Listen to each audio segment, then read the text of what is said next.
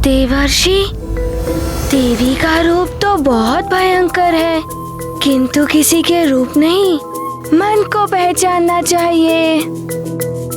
मन ही रूप होता है। जय मां कालरात्रि। जय मां कालरात्रि। अब सुनो देवी दुर्गा के 8वें रूप महागौरी की महिमा। इनका रूप कुंद के पुष्प के समान गोरा है, इसीलिए इनका नाम महागौरी पड़ा। उन्हें शिव जी को पाने के लिए घोर तप किया था। ओम नमः शिवाय।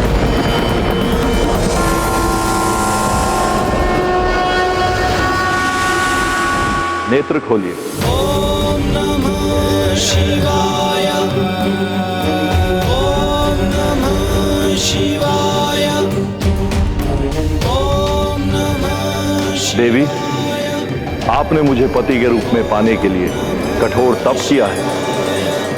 आपके तप से मैं प्रसन्न हूं। आइए, हम आपको अभी इसी वक्त पत्नी रूप में स्वीकार करते हैं। क्षमा करें प्रभु, आपने मुझे स्वीकार किया, इसके लिए धन्यवाद। किंतु आप मुझे पत्नी रूप में तभी स्वीकार करें जब मेरे पिता वैदिक रीति से विधिवत मेरा कन्यादान कर दे। देवी, आप तो साक्षात धर्म की मूर्ति हैं। आपने जो कहा है वैसा ही होगा। अब आप प्रसन्नता पूर्वक अपने धाम की ओर प्रस्थान करें। जो आज्ञा प्रभु।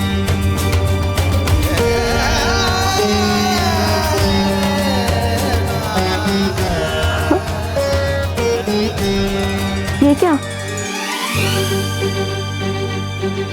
मेरे देह का रंग तो इतना परिवर्तित हो गया है कि कदाचित ही कोई मुझे पहचान पाए। देवी, ये आपके कठोर तप का परिणाम है, किंतु आप चिंता मत कीजिए, इसका भी उपचार है।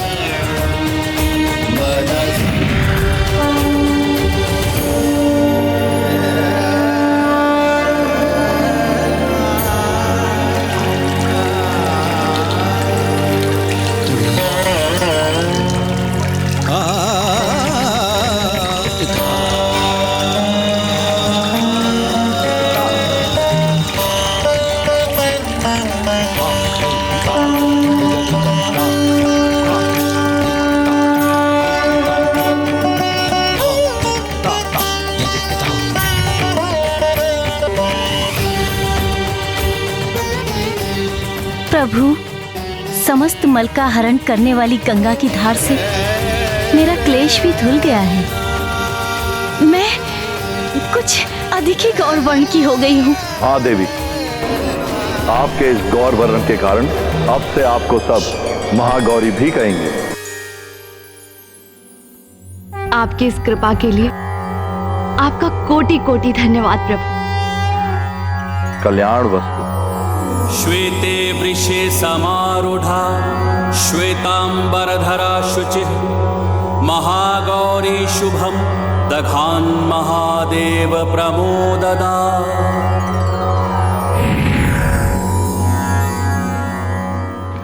किंतु देवर्षि, आपने तो पहले बताया था कि जब देवी पार्वती जी की जब तपस्या पूर्ण हुई तब उन्हें आकाशवाणी से ज्ञात हुआ था कि शिवजी से उनका विवाह होगा। फिर अभी आप बता रहे हैं कि शिवजी प्रकट हुए। ये कैसे हो सकता है? हनुमान, ये समय का चक्र चलता ही रहता है। जब कल्प के अंत में प्रलय होती है, फिर पुनः सृष्टि उत्पन्न होती है।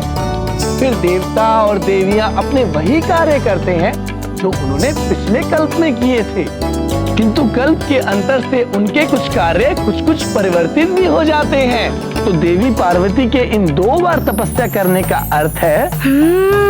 मुझे अब समझ में आया।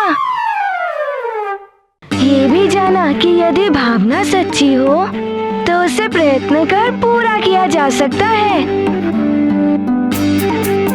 देवर्षि, अब 9वीं देवी के बारे में शीघ्र बताइए। नारायण नारायण। 9वीं देवी है सिद्धिदात्री। ये सिद्धि प्रदान करने वाली देवी हैं। त्रिदेवों को भी जब इनसे सिद्धि की प्राप्ति हुई थी, तभी वे सृष्टि का सृजन, पालन और संहार करने में सक्षम हुए।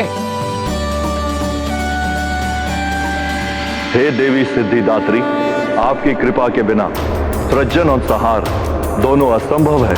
मुझे वो सिद्धि दीजिए जिसके स्मरण मात्र से सृष्टि में तथा जो संहार में भी सहायक हो। हे त्रिदेवों, सृष्टि का जन्म, संचालन और संहार आप तीनों के ही अधीन हैं। अतः हम आपको आपके इच्छानुसार ही सिद्धि प्रदान करते हैं। ये है देवी दुर्गा के 9 रूप, जो परम कल्याणकारी हैं, शक्ति के भंडार हैं, भक्तों को सर्व विजय होने का सौभाग्य प्रदान करते हैं। हाँ, असुर संहारनी, दुर्गति नाशनी है देवी दुर्गा। वो तो है हनुमान, किंतु तुमने दुर्गा जी की इन कथाओं से तुमने क्या सीखा? यही कि अधर्मी, अत्याचारी कितने भी बलवान हो, अंततः विजय धर्म, सत्य, न्याय के पथ पर चलने वालों की होती है। और जो महान होते हैं, उनकी शक्तियाँ, यही उदारता मातृत्व का सच्चा रूप है।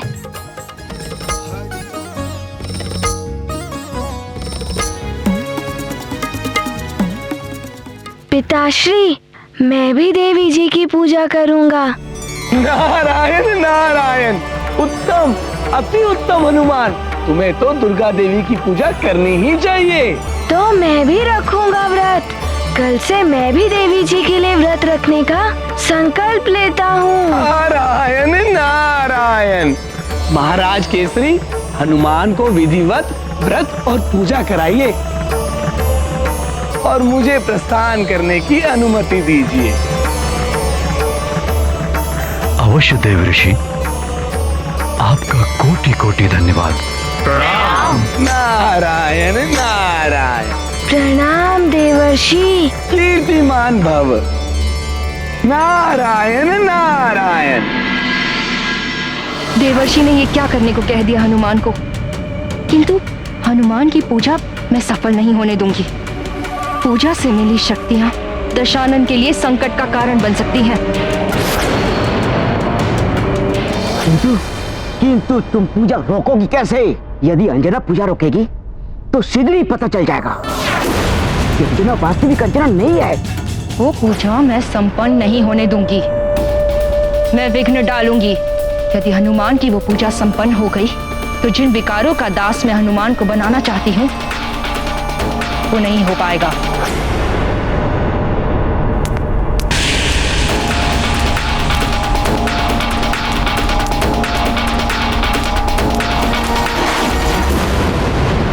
अंजना, अंजना, तुमने मंदिर से आने में विलंब कर दिया। अभी अभी देवर्षि नारद जी गए हैं।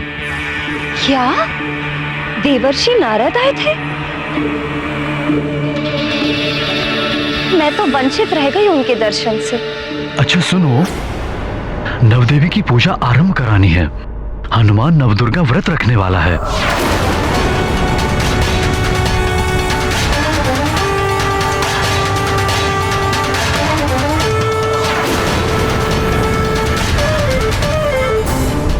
आप इतने छोटे बालक से व्रत रखवाएंगे?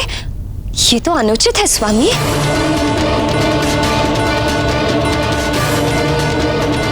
किंतु माँ, मैं पूरे राज्य की भलाई के लिए ये व्रत रख रहा हूँ और अब मैं छोटा नहीं, बड़ा हो गया हूँ। नहीं हनुमान, तुम व्रत नहीं रखोगे। रखने दो ना, संकल्प कर चुका है। कल से इसे व्रत आरंभ करना होगा। ये ठीक कह रहे हैं। व्रत आदि भी संस्कारी हैं, जो बाल्यावस्था से ही शुरू हो जाने चाहिए। रखने दो ना हनुमान को व्रत।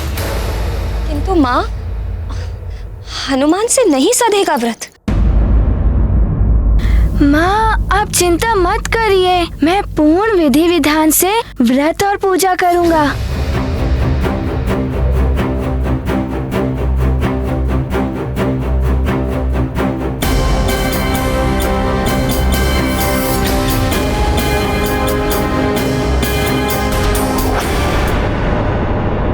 हे भोलेनाथ, हे महादेव, हे माँ दुर्गा, आपने अपने 9 रूपों से समस्त समाज का कल्याण किया है।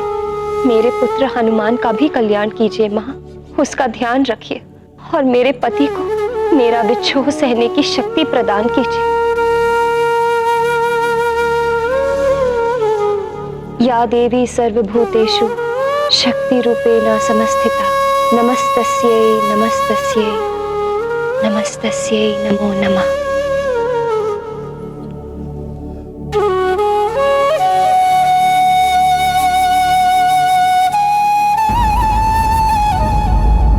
सखा, हमें शीघ्र ही सज्जित होना होगा। हमें पूजा घर में जाना है ना, और पिताश्री तो वहाँ पर पहुँच चुके हैं। हनुमान, अरे आज तो तुम बहुत ही सुंदर लग रहे हो। अच्छा ये देखो, मैं अपने पुत्र के लिए क्या लाई हूँ।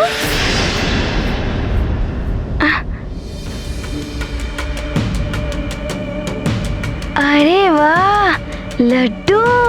हाँ, ये माँ ने अपने पुत्र के लिए बनाए हैं। तुम्हें बहुत पसंद है ना? चलो अब शीघ्र इन्हें खाकर बताओ कैसे बने हैं।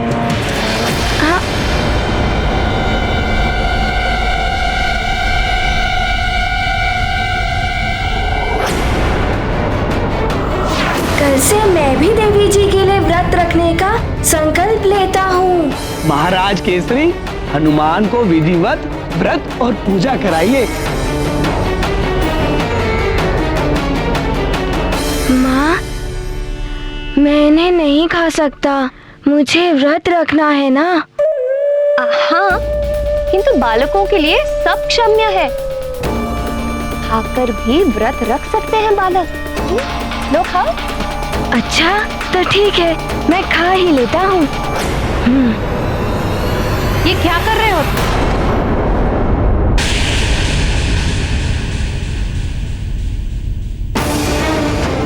व्रत है तुम्हारा और तुम्हें क्या हुआ है अंजना? तुम तो स्वयं ही पूजा व्रत आदि रखती हो, फिर क्यों हनुमान का व्रत तोड़ना चाहती हो? नहीं माँ, मैं वो इसे विधिवत व्रत रखने दो और तुम भी शीघ्र मंदिर आ जाओ। पूजा की सारी तैयारियां हो गई हैं। वहीं पूजा के प्रसाद और भोजन की व्यवस्था देखनी पड़ेगी। चलो हनुमान। जी नानी जी।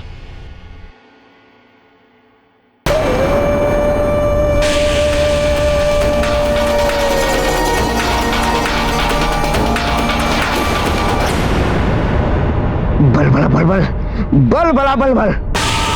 अब क्या करोगी माजरिका? तुम्हारा तो ये प्रयास भी असफल हो गया। बल बला बल बल। कोई बात नहीं, और कई अवसर आएंगे पूजा में विघ्न डालने के।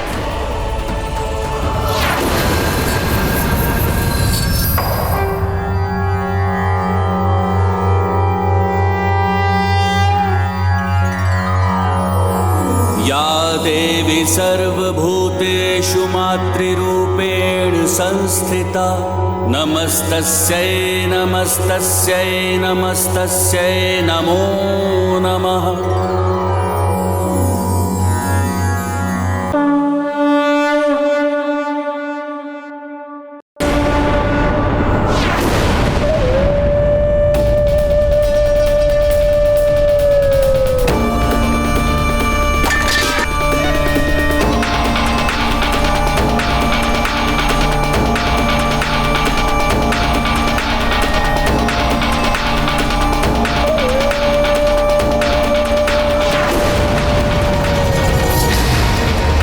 व्रत की खीर, इसमें अपना झूठा जल मिला देती हूँ।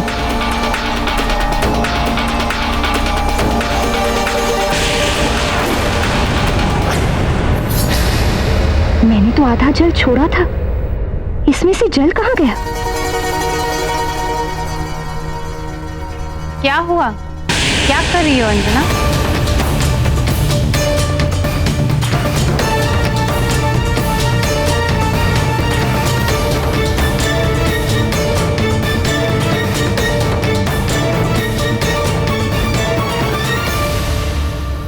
कुछ नहीं माँ, मैं तो बस ये यहाँ पे खीर। ओहो, तुम जाओ, मैं देखती हूँ, तुम जाओ।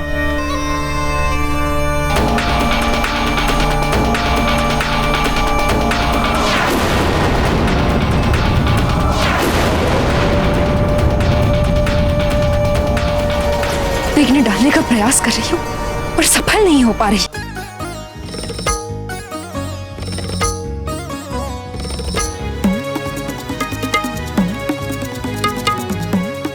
युवराज हनुमान की जय! युवराज हनुमान की जय! युवराज हनुमान की जय! आप सब यहाँ से रिक्त हाथ नहीं जाएंगे। आपको जो चाहिए वो आप मांगे, मैं आपको दूंगा। यदि आपकी कोई विशेष इच्छा है तो बताइए, मैं हर स्थिति में आपकी इच्छा पूर्ण करूंगा।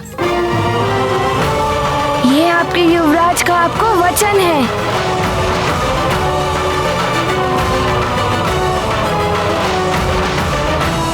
युवराज, मेरे पास कृषि योग्य भूमि नहीं है, मुझे कृषि के लिए भूमि चाहिए। सुनिए, आप चिंता मत करिए, आप अपने गांव जाइए, आपको कृषि योग्य भूमि मिल जाएगी। धन्यवाद युवराज। युवराज हनुमान की जय! युवराज हनुमान की जय! युवराज हनुमान की जय!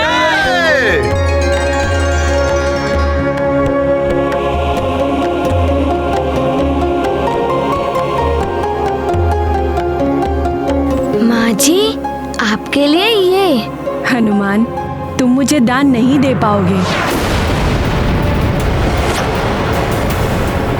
जो तुम दान कर रहे हो उसमें तुम्हारा क्या है? सब तुम्हारे पिता का है।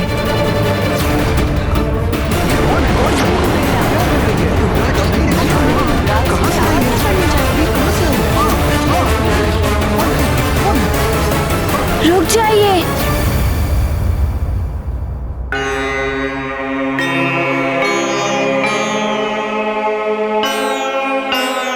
आप बताइए, आपको क्या चाहिए? यदि आप कहेंगे तो मैं स्वयं को भी दान में दे सकता हूँ। तो स्वयं को दान करो, किंतु स्मरण रहे, उसके पश्चात तुम मेरे सेवक बन जाओगे जीवन भर के लिए।